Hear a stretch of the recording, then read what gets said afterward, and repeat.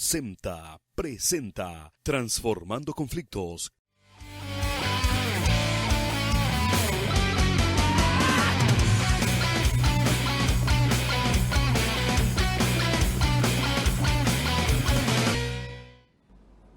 Queridos amigos, es un placer de darles la bienvenida otra vez a Transformando Conflictos, un día más en el cual queremos hablar sobre conflictos que se dan en la vida y cómo resolverlos o cómo manejarlos mejor. Hoy está conmigo el doctor Werner Franz, teólogo, pastor, docente en teología.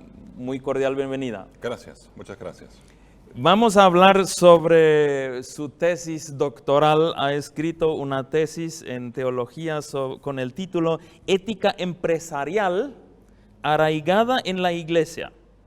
Las prácticas de la iglesia como paradigma para cristianos en la economía. Vamos a hablar así que de conflictos empresariales y más bien de qué hacer con estos conflictos o cómo manejarlos, cómo hacer que las situaciones difíciles en las empresas se pueden cambiar a chances, a oportunidades. Enseguida, después de la pausa, regresamos. Aleluya.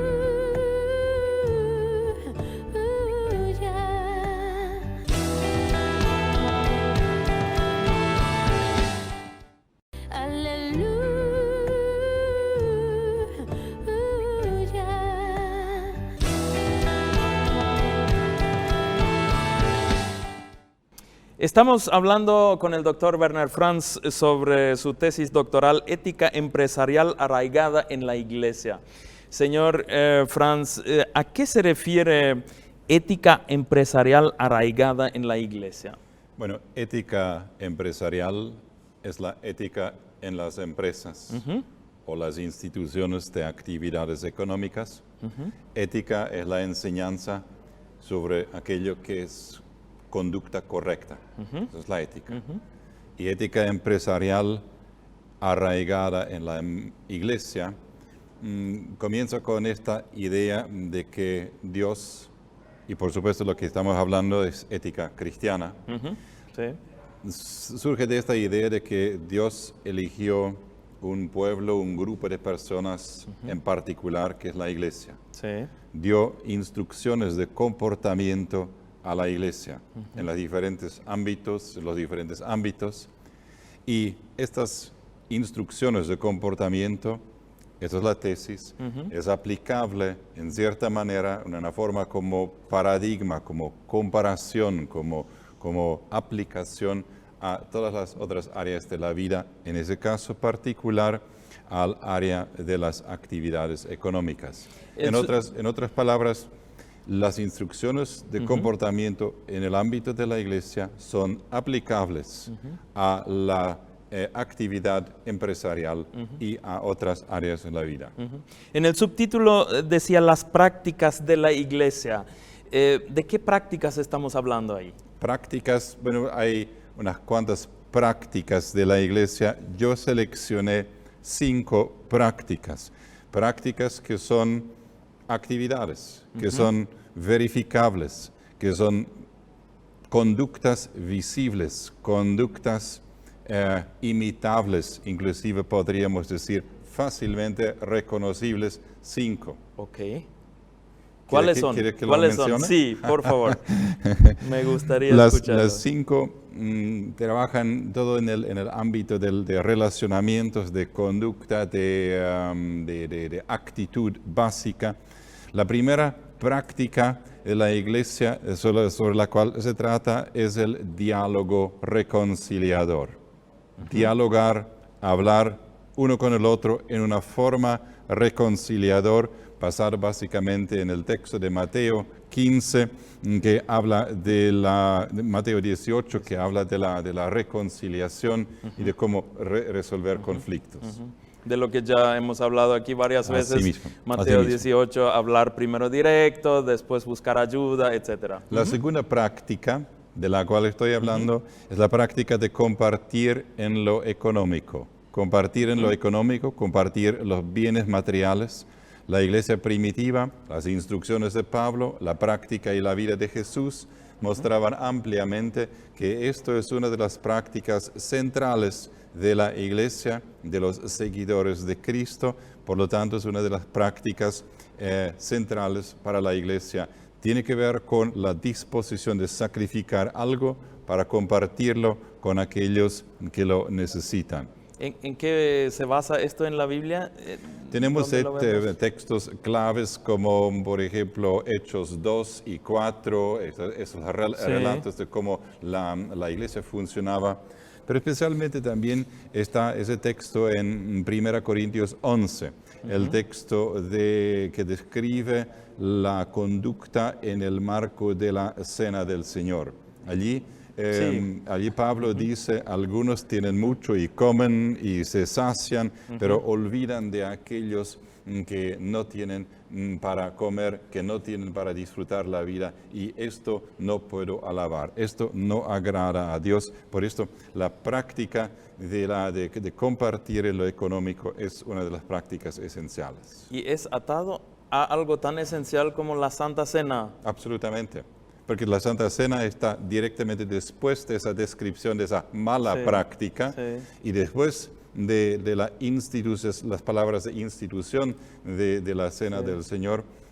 Pablo dice, de esta manera ustedes pueden reconocer si son sanos o enfermos espiritualmente, si esperan o tienen respeto con aquellos que vienen tarde, que son pobres, que son necesitados, etcétera, etcétera.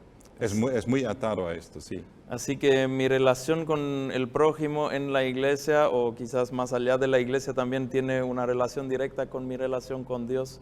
Bueno, no solamente la relación en general con el prójimo, sino la manera en la cual yo comparto mis bienes económicos.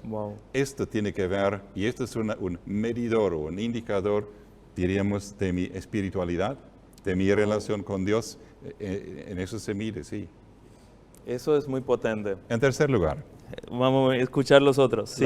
La tercera práctica, la práctica que yo llamo derivar barreras. Derivar barreras entre grupos, barreras entre personas. En 2 Corintios 5, Pablo tiene este lindo texto que dice, aquellos que son bautizados en Cristo son una nueva naturaleza, son una nueva creación, son una nueva humanidad. Y entonces sigue explicando cómo esto se da, esta nueva identidad, una identidad en la cual diferencias sociales se relativizan. No es que se erradica, no es que se elimina, pero no se les saca esta fuerza separadora, esta fuerza de que ellos y nosotros, y hay una gran muralla, y estas murallas deben ser erradicadas o por lo menos bajadas un poquito. Suena muy revolucionario eso, un discurso más bien revolucionario que... Bueno, especialmente hoy día en un mundo donde la cuestión de los migrantes, la cuestión de diferentes culturas, de países grandes y países chicos, se construyen murallas. Y es muy difícil, es muy complicado esto, pero si permitimos que estas murallas se edifican en nuestras cabezas, de que allá están ellos, aquí estamos nosotros, y una muralla ahí en el medio, esto no es de acuerdo al concepto, al modelo o al ideal de Jesús cuando Él habla de iglesia y de las prácticas en la iglesia. De hecho, en Efesios, Pablo describe, en la carta a los Efesios, Pablo describe como esta muralla, esta pared de separación entre diferentes grupos, y ahí se refiere a grupos religiosos y a grupos étnicos. Esta muralla se ha derivado o se deriva, ¿no? ¿Con qué práctica en la Biblia lo conectarías esto? ¿Eso tiene que ver algo con el bautismo entonces? Sí, efectivamente, el bautismo, porque somos bautizados en Cristo, somos bautizados en la iglesia, y el bautismo es es la señal de la creación de una nueva humanidad, una nueva identidad. Ok. Y los que son bautizados en Cristo forman parte de esta nueva humanidad, de este nuevo grupo, y ya no pueden fácilmente decir, bueno, son ellos, somos nosotros, porque se ha creado un nuevo cuerpo, una nueva identidad, una nueva humanidad. Derribando las barreras que existieron. Así mismo. Estamos hablando entonces aquí cuando hablamos de prácticas a algo que en la Iglesia Católica, por ejemplo, se llama sacramentos, ¿no? Casi la Santa Cena, el bautismo. En cierta manera sí, Los sacramentos en la forma o en el sentido de que son prácticas, son actividades, son conductas que caracterizan la vida. No es algo místico, no es algo más allá de lo comprensible, no es algo que solamente se practica, por ejemplo, en los recintos del templo, sino es algo que en la vida diaria se está trabajando, se está viviendo, ¿no? Muy bien, tenemos que ir a la pausa y enseguida estamos de vuelta para ver cómo se practica eso en el diario convivir.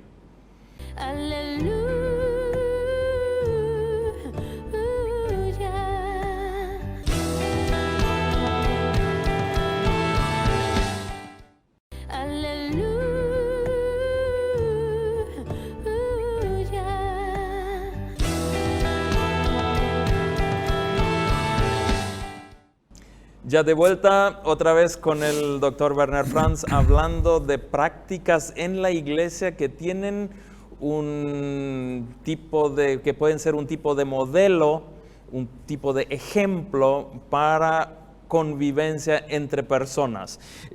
Habíamos hablado de 3, nos faltaron 2. A ver, el cuarto usted lo nombró empoderarse mutuamente. ¿A qué se refiere esto? Sí, eso está basado en ese concepto de la plenitud de Cristo.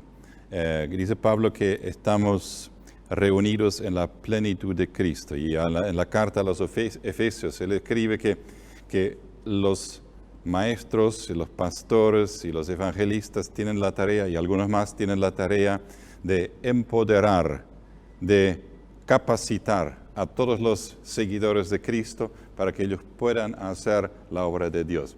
En otras palabras, iglesia no es el trabajo del pastor, no es el trabajo de algunos diáconos, no es el trabajo de algunos líderes, sino iglesia es el trabajo de todos en conjunto, y cada uno tiene una parte y cada uno contribuye a que el otro se sienta más fuerte, se sienta más capacitado, se sienta más empoderado. Esto es la cuarta práctica.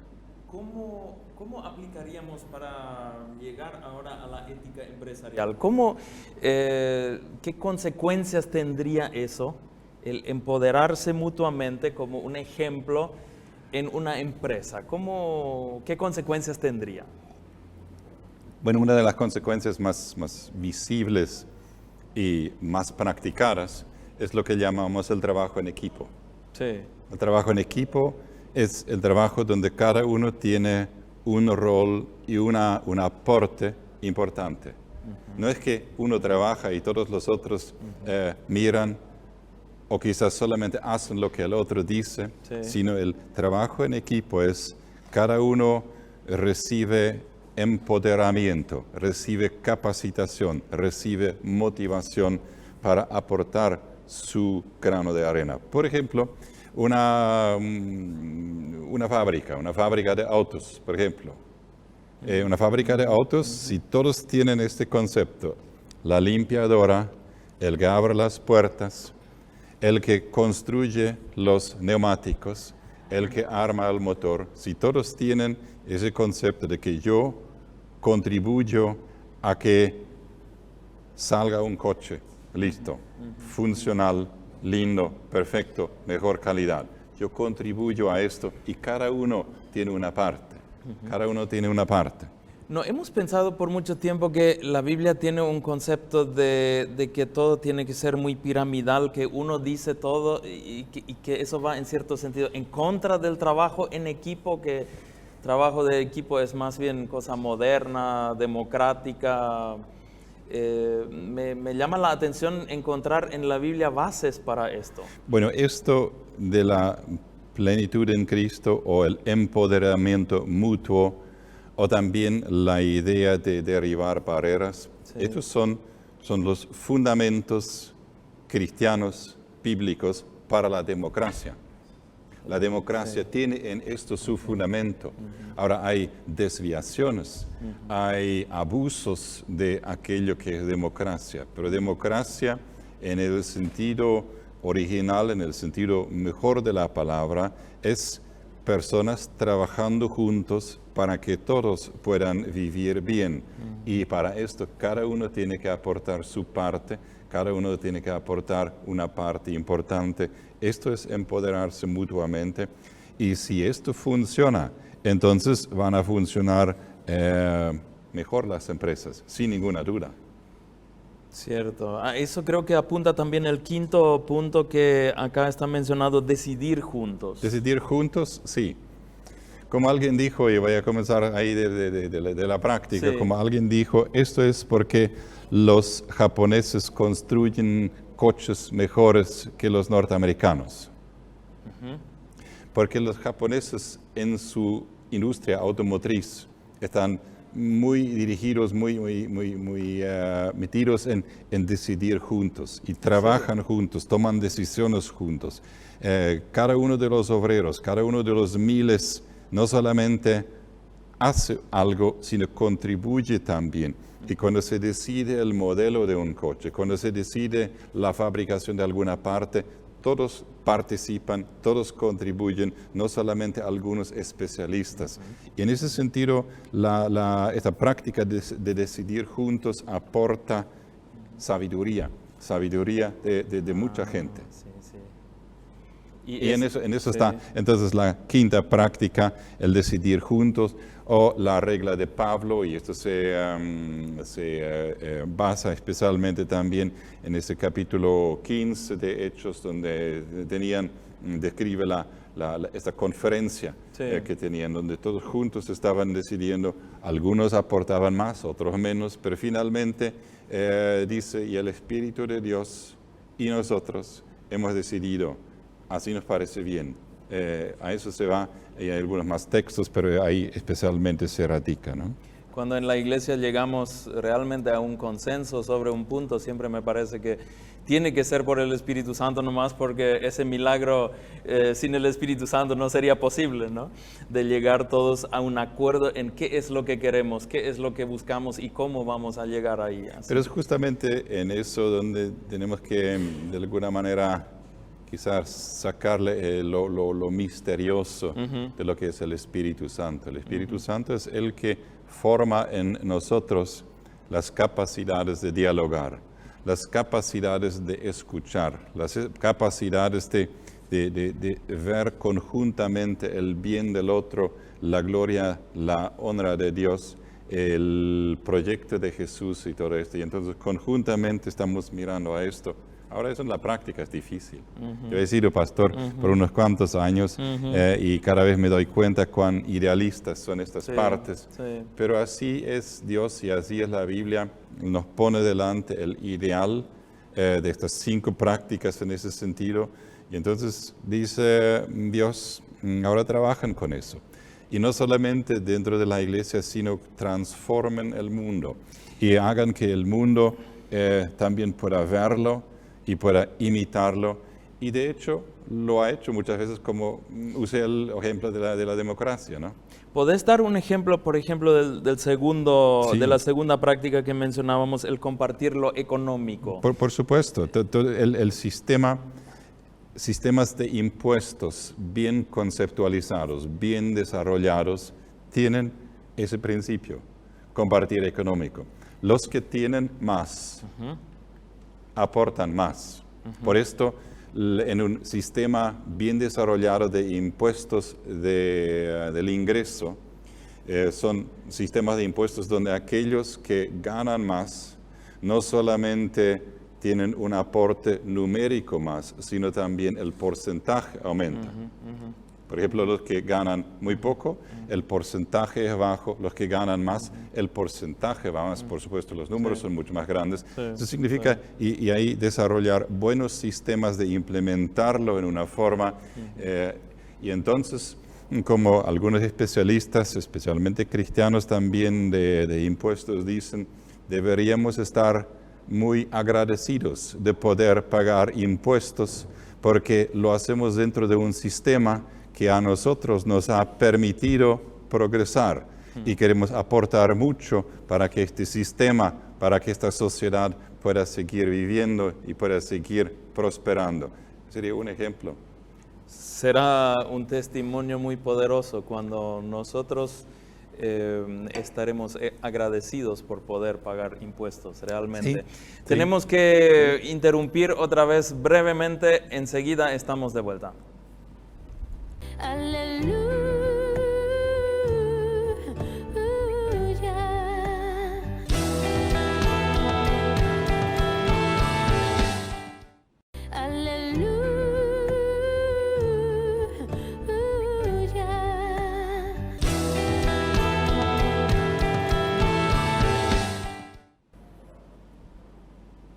Estuvimos hablando hoy con el doctor Bernard Franz sobre prácticas de la iglesia y qué nos pueden enseñar para nuestra convivencia en una empresa, en el mundo económico.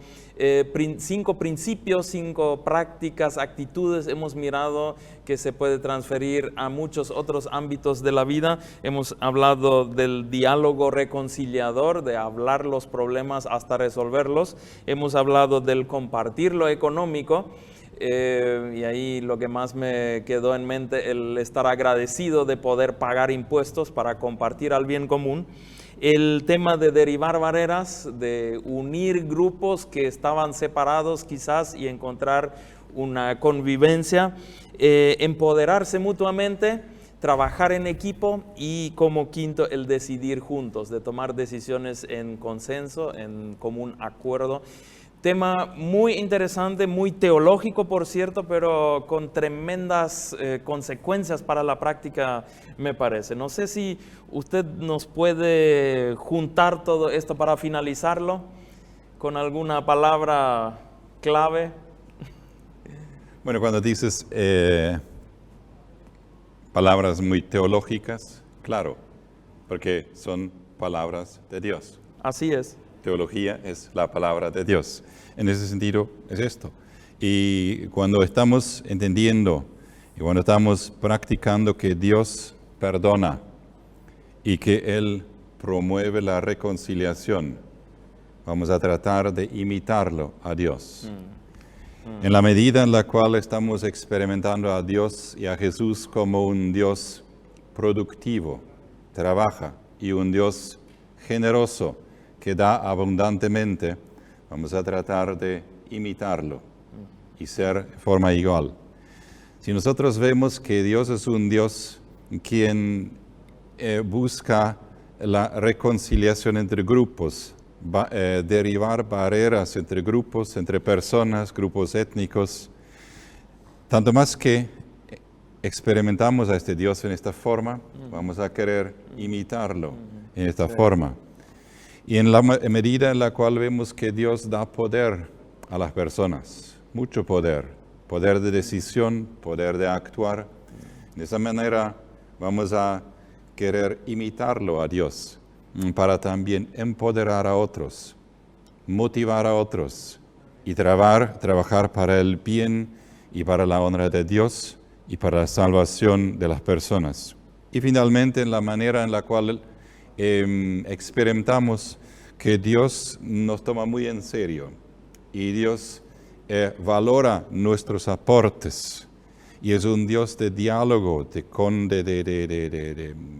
hablar, de comunicación. Vamos a querer imitarlo para de esta manera mostrar al mundo, a la gente alrededor nuestra, así es Dios, así funciona Dios, así ha querido que la iglesia funcione. Y en esta manera yo quisiera aportar a la construcción del reino de Dios. Muchísimas gracias. Palabras con mucha profundidad, con mucha envergadura. un desafío tremendo para nuestra vida de imitar realmente a Dios. Creo que muchos conflictos ahí se resolverán bastante más rápido de lo esperado cuando buscamos imitar a Dios en todos los aspectos. Muchísimas gracias, fue un placer, fue realmente muy instructivo, he aprendido mucho. Vamos a compartir de nuevo la semana que viene en el mismo canal, mismo horario. Muchísimas gracias por lo de hoy. Ha sido un placer y con las palabras de Pablo termino cuando él dice, sed imitadores míos, así como yo soy imitador de Dios. Con eso nos quedamos hasta la semana que viene.